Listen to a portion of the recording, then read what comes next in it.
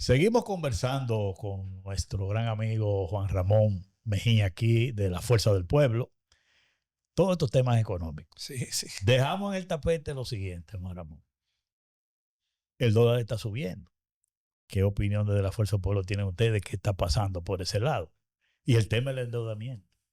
Y después ahí en el camino, ¿cómo ustedes ven en esta gestión de gobierno que cumplió un año el manejo de la economía y la perspectiva? Fíjate, estamos hablando de dólares, endeudamiento, manejo económico y perspectiva. Mira, el dólar del gobernador del Banco Central a principios de año se enfrentaba a una subida acelerada del tipo de cambio, que logró alcanzar tasas del 61 por 1. Y tomó medidas que realmente a mí como economista me sorprendieron.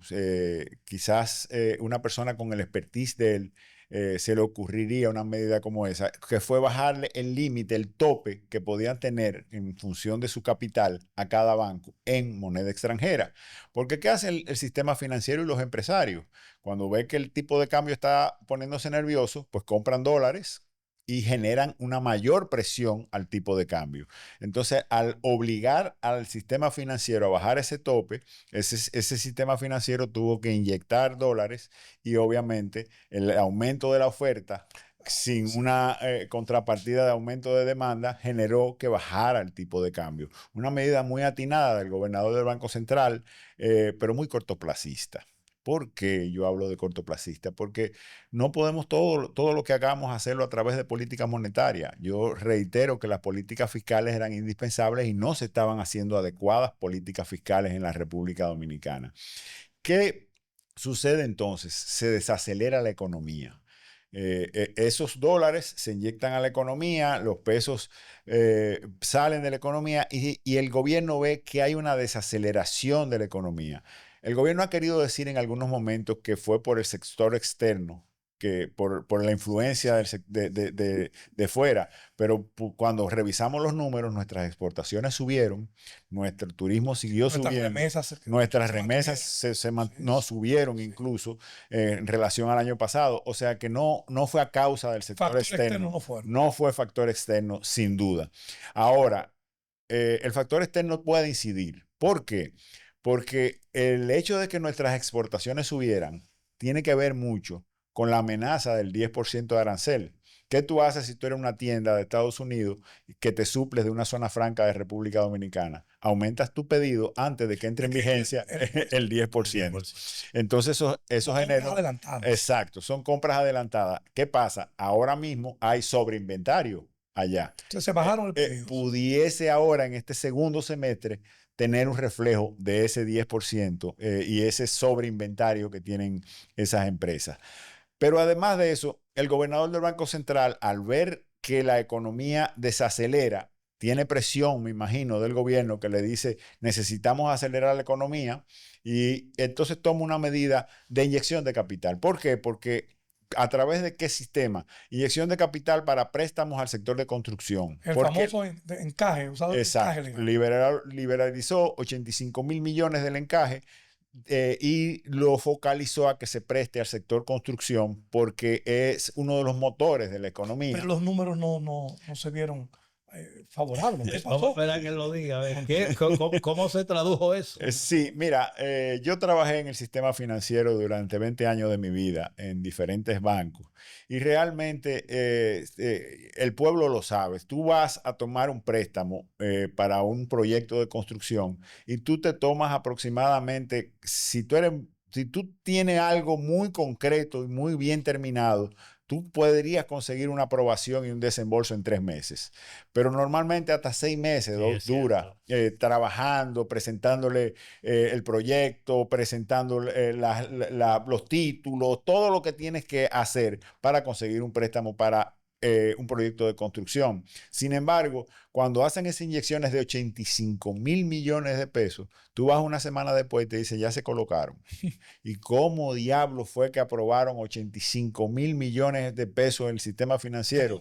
Bueno, realmente eso eso fue que no se sintió. Sí, no se Lo siente que querían porque la gente. se reestructura la cartera de crédito, Se saldan deudas y vuelven y se enganchan. exactamente, se toma por una empresa de construcción, se salda una empresa de industria, la tasa queda más bajita, al 9%, en vez de a un 12, 13, 14, 15% que estaban, pero además, una semana después de eso, también vemos cómo Hacienda hace una emisión de Además, bonos ajá. a una tasa muy atractiva de un Sí, 11%. impresionante, Entonces, compitiendo con la banca. yo capto que yo consigo préstamos al 9% y Hacienda me paga más del 9%, pues yo esa intermediación me la gano y lo coloco ahí. Eso por un lado. Pero lo poco que pudiese salir al mercado genera una presión al tipo de cambio porque son pesos en circulación. Sí. Y cuando la economía se comienza a dinamizar, ¿pero en qué momento? En un momento en el que el turismo está en temporada baja. Estamos hablando de nuestro verano. Nuestro verano es la temporada baja. Pero además tenemos un fenómeno climatológico o no sé cuál sería el nombre adecuado, que es el sargazo, que Son fenómenos del cambio climático, sí, inclusive. que genera que baje más El turismo. el turismo, porque hasta los hoteleros no quieren turistas. ¿Por qué? Porque el turista que viene y encuentra una playa llena de sargazo Tumba la marca. es un turista que no quiere volver y que no recomienda el país. Entonces, sin duda, en este momento nosotros estamos reduciendo el turismo y aumentando el circulante, trajo como consecuencia que hoy estemos hablando del 62 por 1. Por eso es que tú señalas que la medida que se tomó para que la prima del dólar bajara, cortoplacista, como tú dices. Sí, porque ahora vemos el efecto de En cómo, el segundo semestre, entonces ve cómo tenemos el dólar. los reales efectos. Y ahora la razón es esa que tú estás diciendo. Sí, en este momento estamos hablando de que, y no, hay más razones. Y puede seguir aumentando. Sí, por eso te digo, hay más razones. ¿Qué estiman ustedes? La otra razón es que la Reserva Federal no ha bajado su tasa. La tasa de interés en la República Dominicana es tan alta, el gobernador está tratando de bajarla, pero en la medida que la baje, los ahorrantes con el tipo de cambio nervioso comienzan a migrar a dólares. Y en la medida que migran a dólares, aumentan la demanda de dólares y ponen más nervioso el tipo de cambio. Y en la medida que acelera el tipo de cambio, el que no lo había decidido lo termina de decidir y genera más. Entonces, eso es como una bola de nieve que va creciendo, creciendo. Sin dudas, Magín ha traído a los titulares, no hacia el presupuesto, el tema de que va a aumentar la inversión de capital, que va a tratar de que con políticas fiscales se acelere el crecimiento económico, se dinamice la economía del país, que no se lo va a dejar solamente al gobernador del Banco Central, como hasta ahora los PRMistas lo habían estado haciendo. Y sin duda, eso genera una especie de alivio, pero reitero, cuando vamos al detalle, nos llama la preocupación de que yo creo que es un asunto de titular, que todavía él no ha convencido al PRM. Hacia adelante. El temor, dice Juan Ramón, es que eso se quede en titular. Exacto. ¿Qué esperamos entonces en lo que queda de año? Bueno, en lo que queda de año, el gobierno ¿Cómo tú ves la economía en lo que queda de año? ¿Qué pudiera pasar? El tipo de cambio va a seguir nervioso, en mi opinión. El gobernador tratará de tomar medidas en ese tipo, en función a eso, pero el tipo de cambio es altamente inflacionario. Y ya el tema del pollo index, que realmente si el gobierno deja de mandar al expresidente Fernández a Italia o a Europa, y en vez de eso lo que hace es políticas realmente tendentes a aumentar la producción y a generar algunos mecanismos que alivianen la carga del productor porque cuando el tipo de cambio sube, el maíz es importado. Lo tengo que comprar con dólares. Claro. Entonces mis costos están aumentando. Necesariamente el Estado tiene que intervenir para que los costos no le aumenten al productor, para que el productor no aumente los precios de todo. Tenemos la urea, que es el principal componente de los fertilizantes en la República Dominicana y en el mundo. La urea ha estado experimentando aumentos de precio. Los mayores productores de urea son Rusia y Ucrania y están en un problema bélico en este momento. Sí. Eso trae como consecuencia que el gobierno necesariamente tenga que subsidiar la importación de urea para que los fertilizantes lleguen a mejor precio. Y eso tiene que hacerlo, tiene que tomar políticas que realmente vayan tendientes a mantener los costos bajos de producción para que realmente el pueblo pueda encontrar un pollo, unos víveres, un arroz a precios asequibles y que pueda alimentarse. Mira, Juan Ramón, con relación al tema del endeudamiento, que es algo que preocupa mucho a la población, tú hablabas ahorita de que el ministro actual de Hacienda habló de un sobreendeudamiento. Entonces uno se pregunta, ante eso que dice el ministro de Hacienda, de cara al próximo año, de cara a lo que nos falta, el Congreso no aprobará nuevos préstamos. ¿Separarán los préstamos, el Festival de Préstamos del Congreso Nacional? ¿Qué tú piensas de eso? Mira, desde la Fuerza del Pueblo no hemos querido nunca satanizar los préstamos. Ah. Somos un país en desarrollo, claro, que necesitamos financiamientos para hacer nuestra infraestructura y generar nuestro desarrollo. Lo que no podemos es llegar a donde ya llegamos. ¿Dónde llegamos? A donde para cubrir los gastos corrientes del Estado Dominicano ya nuestros ingresos corrientes no son suficientes. Lo que quiere decir que hay que endeudarse sí o sí sin generar ninguna riqueza. De ahí que nosotros desde la Fuerza del Pueblo decimos que lo que hay que revisar son los gastos públicos, los gastos en publicidad, las pensiones solidarias, las nóminas supernumerarias, porque es increíble cómo se funden dos ministerios y la nómina aumenta. Sí, ¿cuál es el propósito? El propósito es titular de periódico, porque al tú decir que vas a fusionar dos ministerios, todo el mundo entiende que eso bajará la nómina. Sí. Pero nosotros los economistas que vamos y desglosamos las nóminas de los dos ministerios versus la del nuevo ministerio, vemos que ha aumentado la nómina. No solo por mejores salarios, sino también por número de empleados. O sea que además, la percepción es que si tú dos ministerios los conviertes en uno, se supone que va a gastar. Por eso digo que es titulares. Por eso digo que es de titulares. Y no solo eso, ellos se valaglorian de que está bajando el nivel de pobreza en la República Dominicana, pero aumentan todos los planes sociales. Los planes sociales son para ir en auxilio de los... Bien focalizado. Exacto.